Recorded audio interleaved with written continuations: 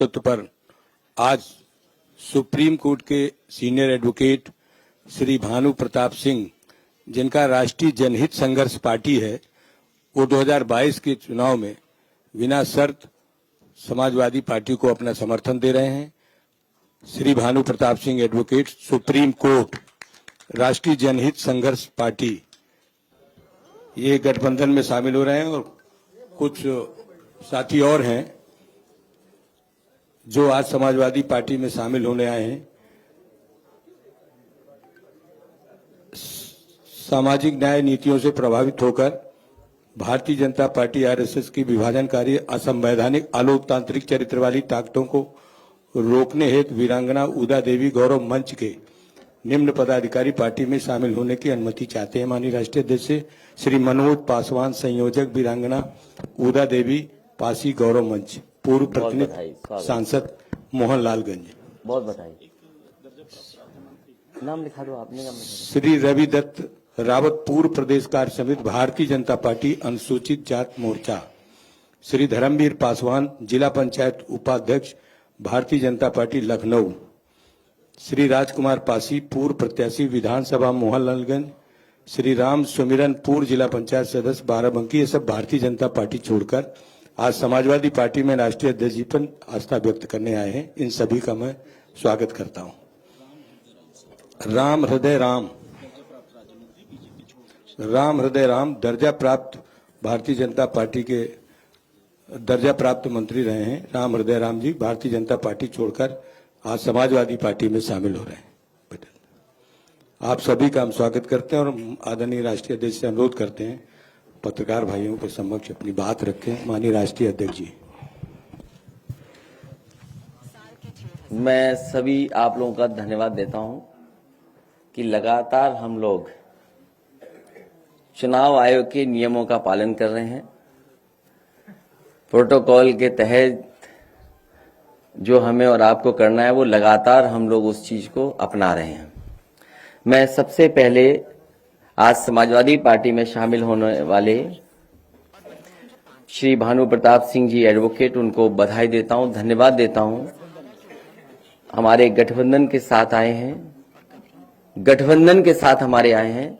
मैं उनका स्वागत करता हूं, बधाई देता हूं। साथ ही साथ वीरांगना उदा देवी पासी गौरव मंच के बड़ी संख्या में लोग आज समाजवादी पार्टी से जुड़ रहे हैं। इस लड़ाई को और आगे बढ़ाते हुए मजबूत बनाने का काम कर रहे हैं। इन सभी लोगों के सहयोग के लिए बहुत बहुत धन्यवाद और बधाई देता हूं। आज का दिन समाजवादी पार्टी ने तय किया था कि जिस तरीके से उत्तर प्रदेश में जिस समय समाजवादी सरकार थी, समाजवादी पेंशन योजना शुरू की गई थी। समाजवादी पेंशन योजना के तहत बड़ी संख्या में गरीब जो हमारी माताएं हैं, बहनें हैं, उनकी मदद करने का काम हो रहा था। और मुझे याद है कि 50 लाख के लगभग उस समय समाजवादी पेंशन से गरीब परिवारों की मदद हो रही थी। समाजवादी पेंशन योजना को पुनः शुरू किया जाएगा। इसके अंतर्गत वृद्ध, जरूरतमंद महिलाएं, बीपीएल परिवार, उनको प्रतिवर्ष 18,000 रुपए पेंशन देने का काम समाजवादी सरकार में किया जाएगा। पहले ये योजना जो समाजवादी पेंशन योजना थी, वो साल में 6,000 रुपए मिलते थे और लगातार बुंदेलखंड का कोई गरीब परिवार नहीं मिला रहा होगा जिसको समाजवादी पेंशन से जोड़ा न गया हो। इसी तरह मुझे याद है कभी कभी मैं जब टीवी में देखता था कि कोई खबर ऐसी है जहां पर गरीब परिवार के साथ संकट या परेशानी में है, तो उनको समाजवादी पेंशन से जोड़ करके उन परिवारों की मदद की जाती थी। इसी तरह बनारस में मुझे याद है मुसर बिरादरी के लोगों की खबर मैंने टीवी पर सुनी थी और उसको जब मैंने देखा तो जिस जर्नलिस्ट ने वो खबर बनाई थी उस जर्नलिस्ट से मैंने बात की उसने कहा कि मैंने तो कम दिखाया है, लेकिन इससे ज्यादा हालत खराब है मुसहर बिरादरी के लोगों की। उसी समय वहां के जिलाधिकारी जो मौजूद थे बनारस के, मैंने उन्हें फोन किया और मैंने कहा कि इन परिवारों को समाजवादी लोहिया आवाज से जोड़ करके और सभी परिवारों को जो महिलाएं गरीब हैं इनको समाजवादी पेंशन देने का काम हो। उसी समय जिलाधिकारी ने उन परिवारों को समाजवादी पेंशन से जोड़ने का काम किया।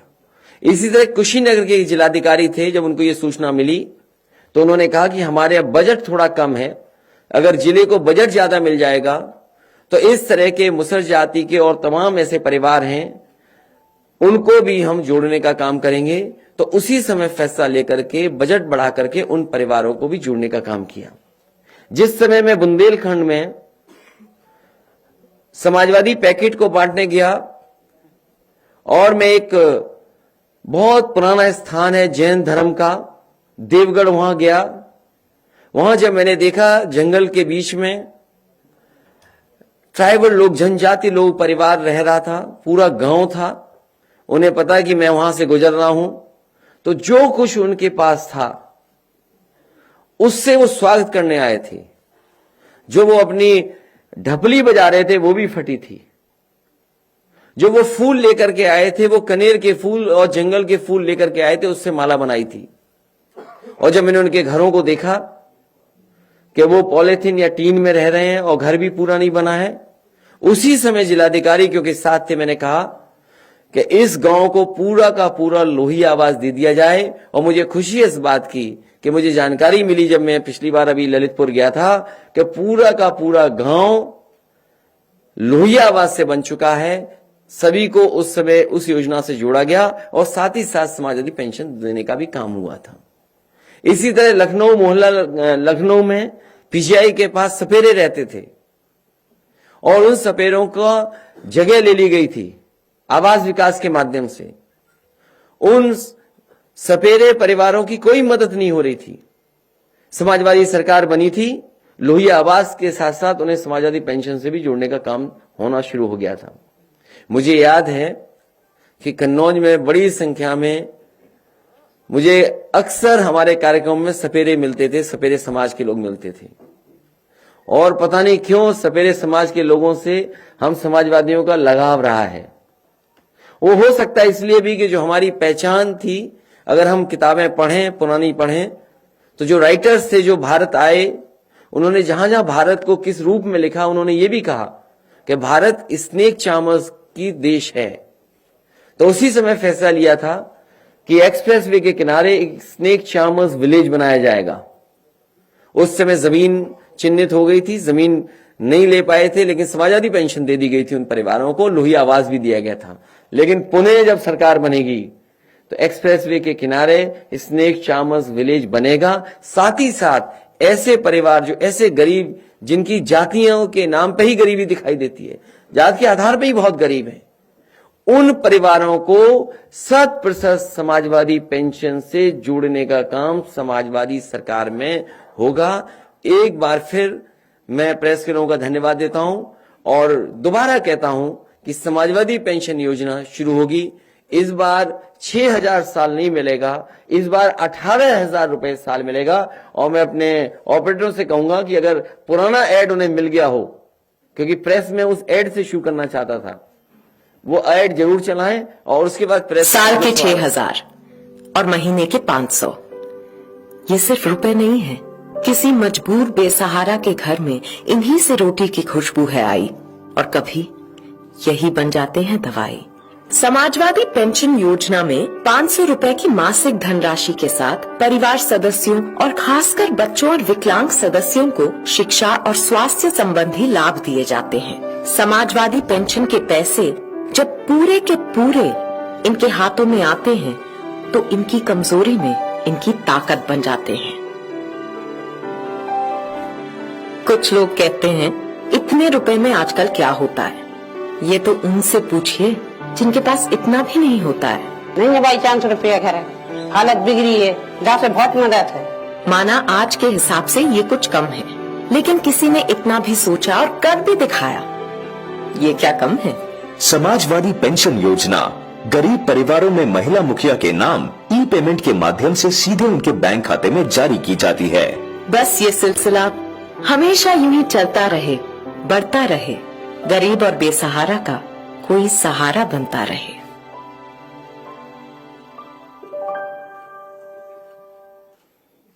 इस ऐड के माध्यम से ये भी मैं बताना चाहता था कि सबसे ज्यादा अकाउंट अगर किसी ने उत्तर प्रदेश में खुलवाए थे तो समाजवादी सरकार ने, साथ ही साथ सबसे ज्यादा ब्रांचेस बैंकों की अगर किसी ने खुलवाई थी तो समाजवादी सरकार में, और सबसे पहले सबसे ज्यादा डीबीटी सिस्टम से अकाउंट में सीधा पैसा पहुंचाने का काम भी समाजवादी सरकार में हुआ है।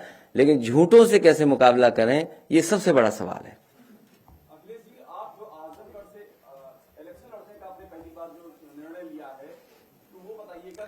मैं आजमगढ़ की जनता से अनुमति लेकर के ही चुनाव लड़ूंगा, अगर चुनाव लड़ता हूं तो।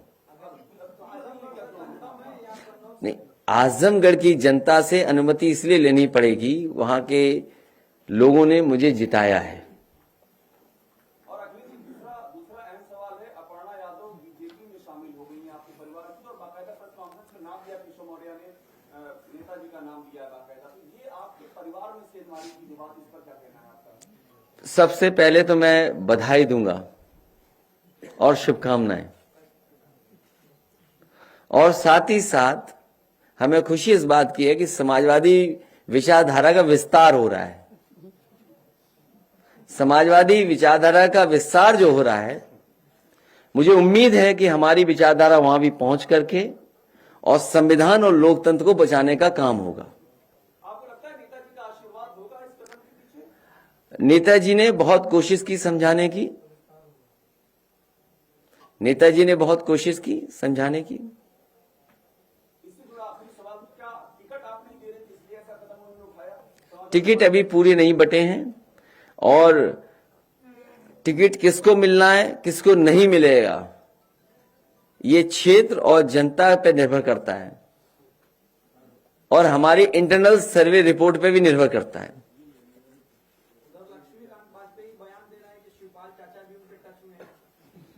और वो भी बता दें कि वो भी किसी के टच में है।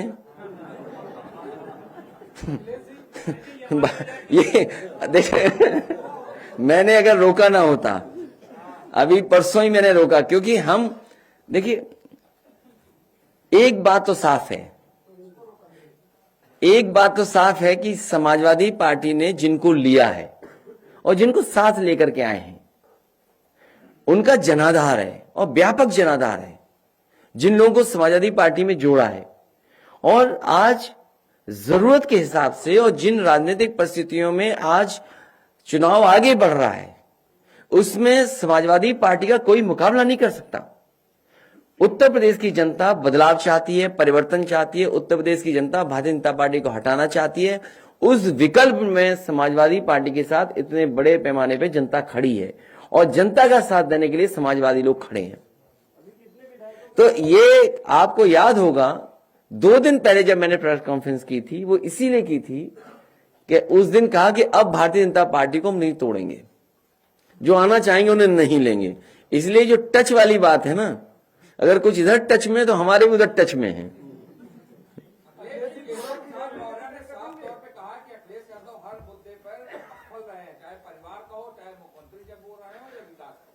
उनका एक प्रिय काम था जानवर की स्वस्थ रखना।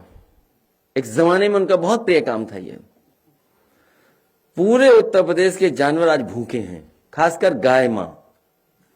आप में से पत्रकार साथी किसी गांव चले जाइए आप, गाय मां भूखी हैं, और जो गाय मां को भूखा रखता है उससे पाप पड़ेगा। इस बार भारतीय जनता पार्टी पे गाय मां का पाप पड़ने जा रहा है।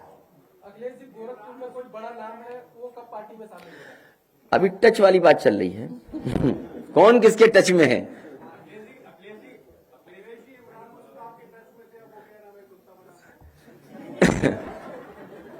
ये बात अच्छी बात नहीं है जो आप कह रहे हो। राजनीति में परिस्थितियों के हिसाब से नहीं, वो ठीक है, ठीक बात है जो आप कह रहे हो। मैं समझ गया बात को, मैं बात समझ गया, लेकिन यहां मत कहिए बात। नहीं, यहां मत कहिए।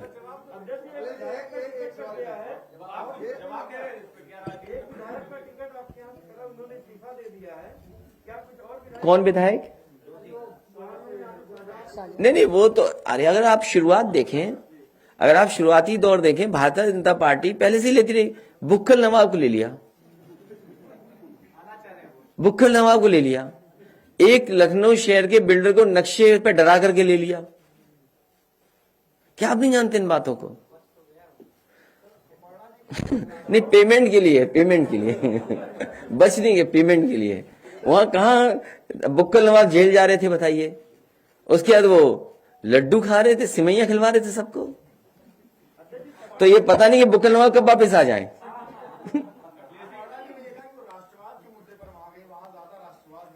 देखिए, मैं समाजवादी पार्टी में, और आपको जानकर के खुशी होगी और आप इस बात को जानते हैं, मैं खुद मिलिट्री स्कूल में पढ़ा हूं, धौलपुर मिलिट्री स्कूल। और कभी कंफ्यूज मत होना मिलिट्री स्कूल और सैनिक स्कूल में। जो मिलिट्री स्कूल हैं वो सेंट्रल गवर्नमेंट से चलते हैं, सैनिक स्कूल हैं वो स्टेट गवर्नमेंट चलाती है, जिसमें फंड सेंटर्स के भी मिलते हैं। मिलिट्री स्कूल में बचपन से लेकर के मैंने 7 साल गुजारे हैं। आज भी पूरे देश की सीमा उठा करके देख लीजिए, कहीं न कहीं मिलिट्री स्कूल का पढ़ा हुआ ऑफिसर वहां पर लगा खड़ा मिलेगा आपको।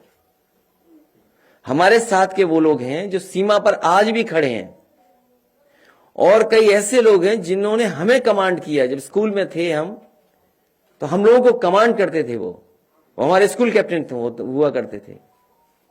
वो प्रेसिडेंट के एडीसी रहे हैं, और 2 बार रहे एडीसी प्रेसिडेंट के नारायणन जी जो थे उनके एडीसी 2 बार रहे वो।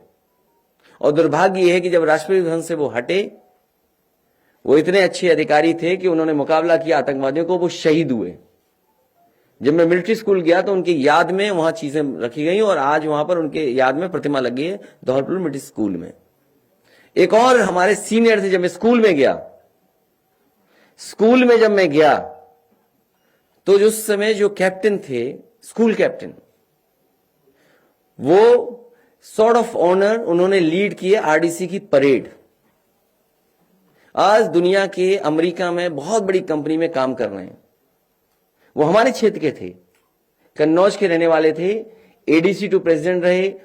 उन्होंने सॉर्ड ऑफ ऑनर मिला उन्होंने आरडीसी की परेड को लीड किया, और एडीसी रहे राष्ट्रपति के। आज अमेरिका के बहुत बड़ी कंपनी में काम कर रहे हैं, और कन्नौज के थे। मैं तमाम एग्जांपल बता सकता हूं। समाजवादियों को और मुझे सर्टिफिकेट नहीं देना है भारतीय जनता पार्टी को। भारतीय जनता पार्टी की टॉप लीडरशिप बताए, उनके साथ का पढ़ा हुआ एक ऑफिसर हो आर्मी में तो बता दे हमें।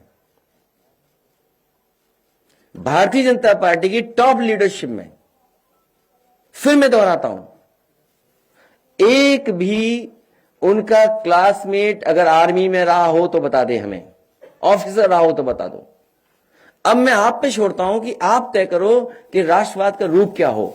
जिस सरकार ने एक्सप्रेसवे बनाया हो, एक्सप्रेसवे बना करके एयरफोर्स के साथ टाई अप किया हो, और उस टाई अप के तहत आपके मिराज, सुकोई हवाई जहाज उतरे हों एक्सप्रेसवे पे। बताओ, उत्तर प्रदेश के आप पत्रकार हो, सबसे पहले डिजाइन्ड अगर हाईवे किसी ने किया जिसमें मिराज और सुकोई उतरे हों और हरकुलस उतरे हों, तो वो समाजवादी सरकार के थे। और समाजवादी सरकार ने अगर समाजवादी पूर्वांचल एक्सप्रेसवे सिरे न डिजाइन किया होता तो प्रधानमंत्री भी हवाई जहाज से उतर नहीं सकते थे उस एक्सप्रेसवे पर। समाजवादियों की देन है कि कम से कम उनका विजन ये था, क्लियर विजन था कि जो एक्सप्रेसवे बनेगा उसमें ऐसा रनवे हो जिसमें फाइटर उतर सकें, एयरफोर्स को जरूरत पड़े तो उतर सकें। और उसका परिणाम यह हुआ कि देश के प्रधानमंत्री जब उतरे, वो समाजवादियों की डिजाइन्ड एक्सप्रेसवे था, क्योंकि वो हमारे बाबा योगी का डिजाइन नहीं था। इसलिए प्रधानमंत्री को पता था कि जो उनके साथ है उसने डिजाइन नहीं की है, ये काम चोरी वाले मुख्यमंत्री हैं, इसीलिए उन्हें सजा देने के लिए पैदल पैदल चलाया था।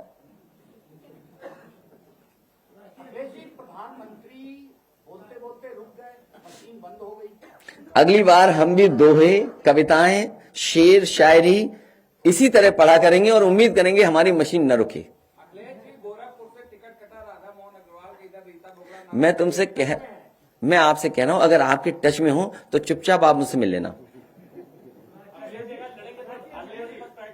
मैं आजमगढ़ की जनता से कहूंगा और पार्टी जहां फैसला लेगी वहां लड़ूंगा। और चुनाव पहले होना चाहिए, योगी जी से पहले लड़ लें चुनाव।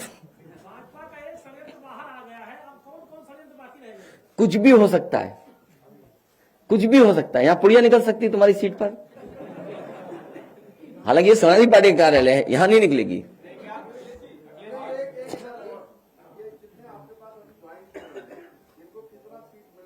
नहीं, ये सीट वाले लोग नहीं है, ये मुद्दों के आधार पर समाजवादी पार्टी के आंदोलन को आगे बढ़ा रहे हैं और समाजवादी पार्टी की लड़ाई को मजबूत कर रहे हैं। क्योंकि वो किसान आंदोलन में रहे लगातार, अच्छा ठीक, बुलवा देते हैं, आप बोले दे दीजिए, एक बार उन्हें बोलने दो ना, तब तो और बन बना लो।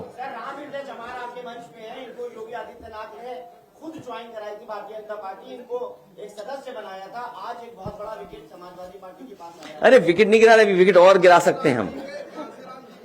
नहीं, बैठिए बेटा, आप अगर भानु प्रताप जी बोलना चाहें तो बोल सकते हैं। बहुत बहुत शुक्रिया अध्यक्ष जी। देखिए, हमारी पार्टी राष्ट्रीय जनहित संघर्ष पार्टी समाजवादी पार्टी के साथ गठबंधन में शामिल है। हमें कोई सीट नहीं चाहिए, ये स्पष्ट रूप से हमने माननीय अखिलेश यादव जी से कहा है, क्योंकि लड़ाई देश को बचाने की है। देश बहुत संकट में है और अगर इस समय बीजेपी को जड़ से उखाड़ के नहीं फेंका गया तो देश में बहुत बुरी स्थिति हो जाएगी। उसके लिए हम समाजवादी पार्टी और विशेषकर माननीय अखिलेश यादव जी की नीतियों से प्रभावित होकर हम उनको इसमें पूरा सहयोग दे रहे हैं और पूरे चुनाव में लगातार प्रचार करेंगे ताकि बीजेपी को पूरी तरह से धराशायी किया जा सके। तो हर किसी को ये स्पष्ट होना चाहिए। हमारे विषय में आप जानते हैं, किसान आंदोलन में हम रहे हैं, सीएनआरसी के आंदोलन में लगातार सरकार की गलत नीतियों के खिलाफ पुरजोर तरीके से आवाज उठाई है, आगे भी ऐसा ही करेंगे। बाकी माननीय अध्यक्ष जी जो जिम्मेदारी गठबंधन के रूप में हमें देंगे उसका पूरी ताकत से निर्वाह करेंगे। बहुत बहुत शुक्रिया। हृदय राम जी भी बोल दें आप, क्योंकि उन्होंने हमारे पत्रकार साथी ने याद दिला दी सब बातें। बहुत बहुत धन्यवाद राष्ट्रीय अध्यक्ष जी, आपने 2 शब्द कहने का मौका दिया। सबसे पहले संत शिरोमणि गुरु रविदास जी को नमन करते हुए, बाबा साहब को नमन करते हुए, डॉक्टर लोहिया जी को नमन करते हुए, आज मैं भारतीय जनता पार्टी को छोड़ करके माननीय राष्ट्रीय अध्यक्ष जी के नेतृत्व में समाजवादी पार्टी ज्वाइन कर रहा हूं। भारतीय जनता पार्टी संविधान खत्म करना चाहती है, आरक्षण खत्म करना चाहती है, दलित विरोधी काम कर रही है, सरकारी नौकरियां खत्म कर दी है, जो बाबा साहब के बदौलत हमको आरक्षण और संविधान मिला था उसको खत्म कर रही है। इसलिए मैं सरकार को छोड़ करके और भाजपा को छोड़ करके माननीय अखिलेश यादव जी को, समाजवादी पार्टी का समर्थन कर रहा हूं अपने संत शिरोमणि रविदास महासभा की तरफ से, दलित समाज की तरफ से, कि आपकी सरकार बनेगी, हमारा समाज सुरक्षित रहेगा, हमारा संविधान सुरक्षित रहेगा और बाबा साहब सुरक्षित रहेंगे, संत शिरोमणि गुरु रविदास सुरक्षित रहेंगे। बहुत बहुत धन्यवाद। जय भीम। चलिए, बहुत धन्यवाद आपका।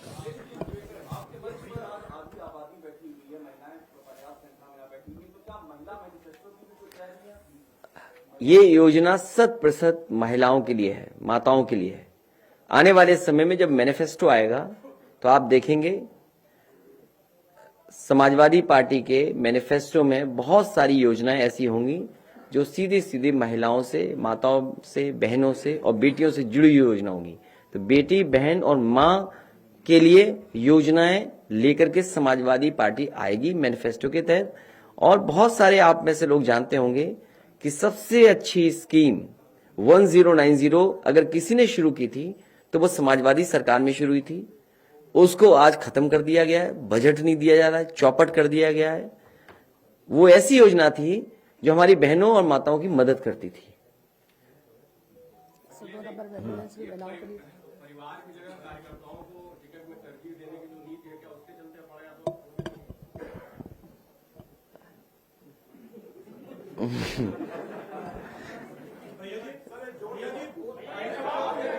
अरे भाई, मैंने हमारे पत्रकार साथी, मैं बधाई देता हूं भारतीय जनता पार्टी को कि कम से कम हमारी समाजवादी विचारधारा का विस्तार हो रहा है। जिन्हें टिकट हम नहीं दे पा रहे हैं उन्हें टिकट वो दे रहे हैं।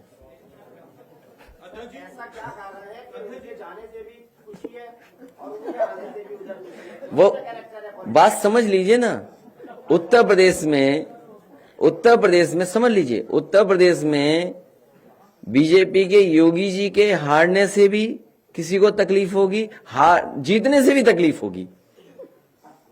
अध्यक्ष जी, भानु प्रताप सिंह जी को हम लोगों ने एनआरसी और किसान आंदोलन में बड़ी भूमिका में देखा। आपके लाखों फॉलोअर हैं, आप अच्छे स्पीकर हैं। 22 में कौन सी जिम्मेदारी आप इनको दे रहे हैं?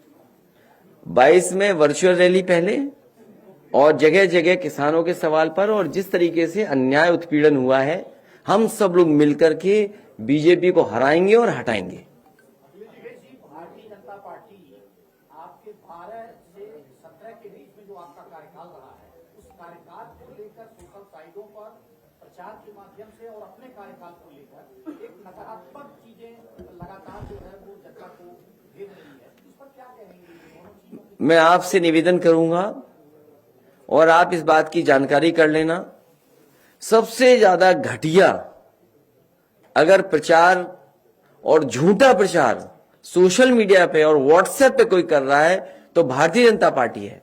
हम लोग लगातार शिकायत कर रहे हैं, चुनाव आयोग को भी शिकायत कर रहे हैं, पुलिस को भी शिकायत कर रहे हैं, उस पर कोई कार्रवाई नहीं हो रही।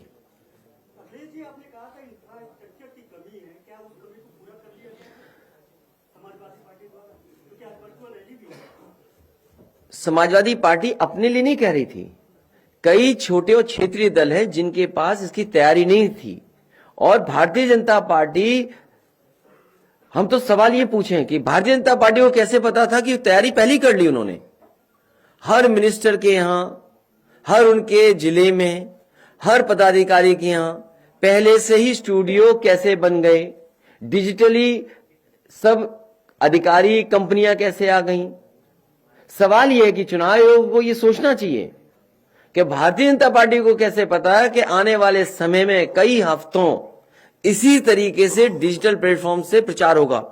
उन्होंने अपना कैसे वाईफाई लेनी है, कैसे इंटरनेट कनेक्शन लेना है, कितने उनको मशीन चाहिए, क्या क्या इक्विपमेंट चाहिए, कैसा रूम होना चाहिए, कैसे टेलीप्रॉम्प्टर होना चाहिए, बंद ना हो, ऐसा हो। तो ये तैयारी अच्छी कंपनी की हो, प्रोजेक्शन हो, ये तैयारी पहले से कैसे उन्हें पता थी? दूसरे दलों को तो तब पता लगा जब चुनाव आयोग ने तय किया। इस भारतीय जनता पार्टी को कैसे पता था कि इनके मंत्रियों के यहां, इनके संगठन के लोगों के यहां, इनके प्रचार करने वाले लोगों के यहां पहले से ये चीजों का बनना? इसका मतलब ये था कि सरकार को पता था, भारतीय जनता पार्टी को पता था कि आने वाले समय में चुनाव इसी तरह होने जा रहा है। हम समाजवादी पार्टी के लिए नहीं कह रहे हैं। आप मुझे बताइए पत्रकार साथी, जिससे कनेक्ट करना हो यूपी में कहीं भी इंटरनेशनली, इस कमरे में बैठ करके हम और आप कनेक्ट हो सकते हैं। तो हम तो इक्विप्ड पहले से हैं इस चीज के लिए। लेकिन जो और क्षेत्रीय दल हैं, सहयोगी दल हैं, वो कैसे इक्विप्ड होंगे? उनकी तो प्रेस कॉन्फ्रेंस भी नहीं होगी।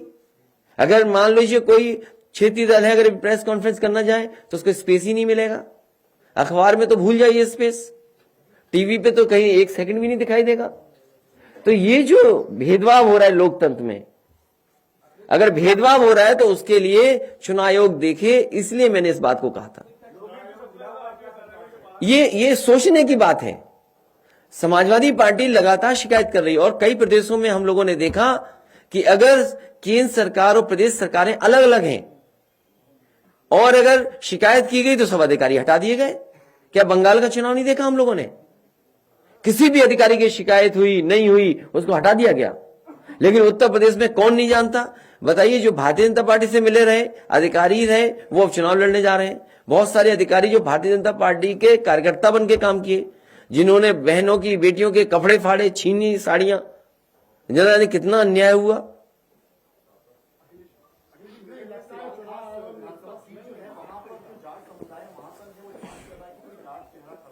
अरे इसकी आपको क्यों चिंता होनी चाहिए?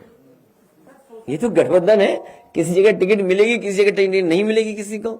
और गठबंधन में यही होता है कि हम एक दूसरे का सहयोग करें।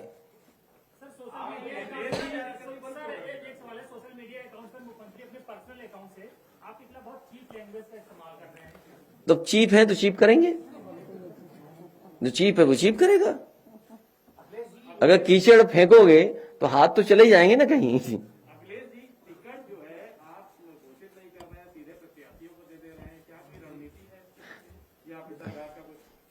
नहीं, भीतर का आज के जमाने में क्या है, जो जिसको फॉर्म मिलता है वो फेसबुक पे डाल देता है 1 सेकंड में।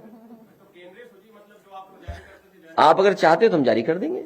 हाँ, बहुत जारी कर देंगे। ठीक है, हम पत्रकार साथियों का ये सुझाव मानते हैं। समय समय पे हमें सुझाव मिलते हैं, उनको अपनाते हैं, लेकिन कम से कम हमसे आप बातचीत भी करते हो। दूसरी प्रेस काउंसिल में भी कोशिश किया करो ना बातचीत करने का। अपने साथियों से कहा करो कि भाई बातचीत तो करो कुछ। तो ये आपका सुझाव ठीक है कि सूची जारी हो तो सूची जारी होगी, बिल्कुल सूची जारी होगी, पूरी जारी होगी। क्या मिली मुझे खुद नहीं पता। मैं उनका धन्यवाद देता हूं क्योंकि वो लगातार रैलियां कर रहे थे, उनकी चोरी न पकड़ी जाए, उनकी शिकायत न की जाए। इस लालच में समाजवादी पार्टी नहीं फंसने वाली। बीजेपी की शिकायतें देखिए कितनी हुई, कैसे कर रहे हैं सब कार्यक्रम। यूपी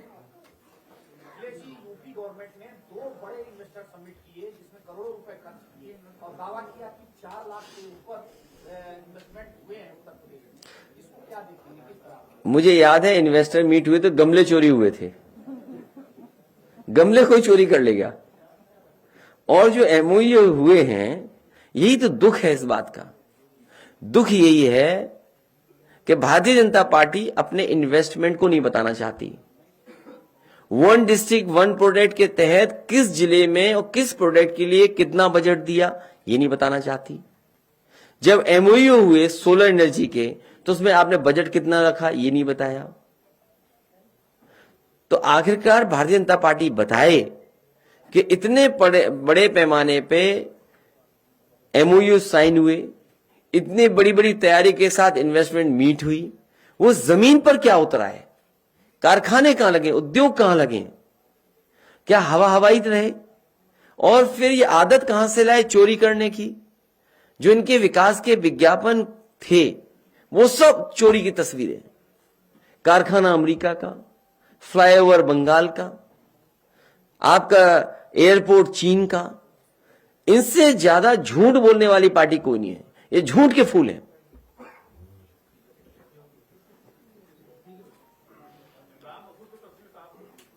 नहीं, अब उनकी मर्जी है, मैं क्या कह सकता हूं। अब चुनाव शुरू हो गया, अब चुनाव शुरू हो गया।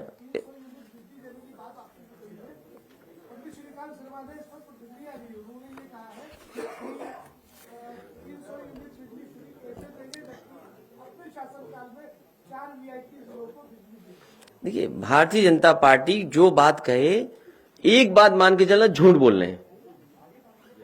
और समाजवादी पार्टी ने जैसे ही तय किया कि 300 यूनिट घरेलू बिजली फ्री दी जाएगी, और जैसे ही हम लोग रजिस्ट्रेशन करना शुरू किए, लोगों को जोड़ने का कार्यक्रम चलेगा, वो घबरा गए। उन्होंने बताइए बिजली का बिल आधा करने का फैसला लिया कि नहीं लिया।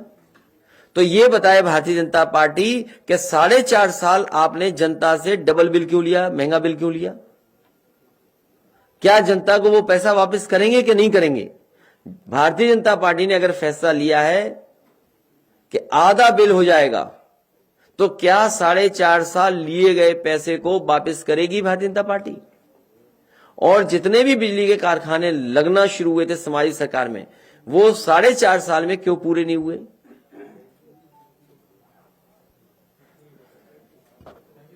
मैं बहुत बहुत प्रेस के लोगों का धन्यवाद देना चाहता हूं। अरे क्या दे रहे हैं पत्र। आइए भानु प्रताप जी,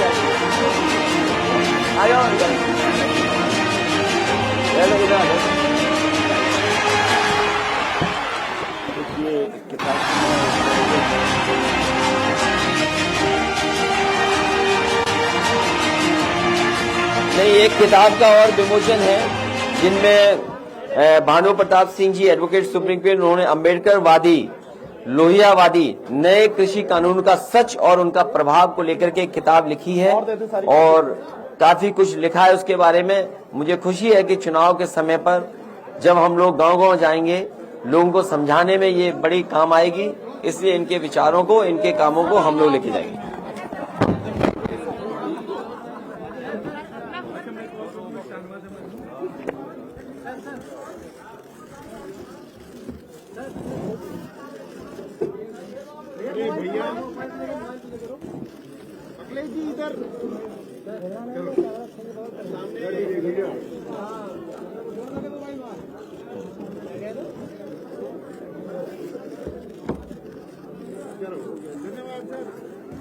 प्रेस के लोगों का बहुत बहुत धन्यवाद।